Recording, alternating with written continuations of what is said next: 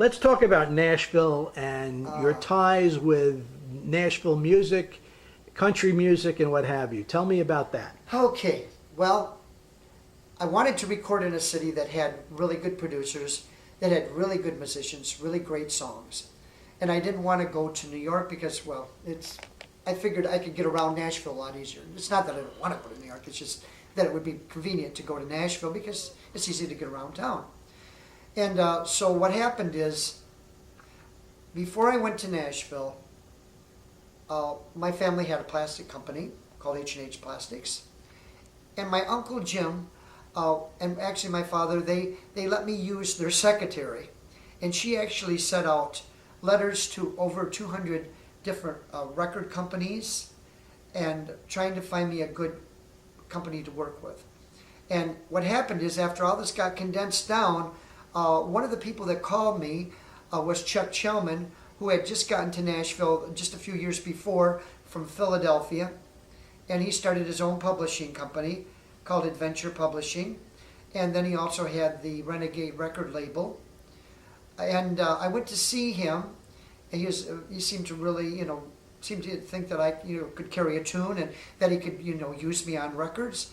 And we started going through different, people would send us songs from all different record companies, like United and Arista, a lot of the big labels, smaller labels. People, they were pitching their songs to me and to my producer. As it turned out, we ended up on 4 songs, and we ended up picking Can't Keep a Good Memory Down, also a tune called Don't Point Your Finger, Daily Grinds and Neon Signs, and For Whatever It's Worth. Some of the songs were, of course, the songs were from all different writers from all over the country.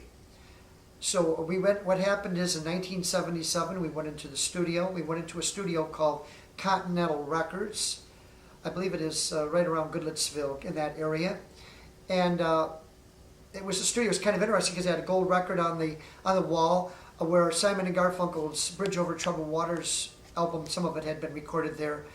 Eddie Arnold had recorded there. Jerry Wallace, just all sorts of well-known people had recorded at this little studio out in the country. So anyway, make a long story short, we took the producer's car, his Cadillac, out to the recording studio. He picked me up at the Holiday Inn in Nashville, and we went out to the studio. We recorded 4 songs, like I just said. We used people like Mel Tillis's backup singers, the Statesiders. We used Jerry Reed on the session, who played dobro. Jerry Reed's dobro player is what I meant, not Jerry Reed, but we used Jerry Reed's dobro player, Sonny Garrison. We tried to get Elvis's drummer, T.J. Fontana, but we couldn't get him, but we got another drummer. And of course, we had other musicians on the session as well. They did their parts perfect the first time through. They wrote down a bunch of numbers, recorded it. I was amazed. They went home, and I stayed afterwards and worked with my producer until I got the songs hooked. So what happened is that the record, of course, was recorded, the 4 songs. They were 245s.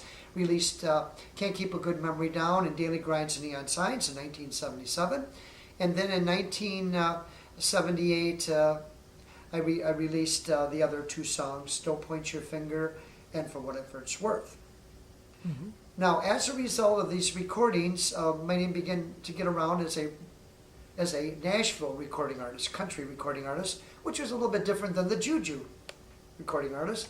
So then what happened is, I was asked to do some concerts with some people that I admired over the years and never dreamt that I'd be doing shows with them, but I was blessed with some bookings with concerts with such people as Little Jimmy Dickens, Justin Tubb, Ernest Tubb's son.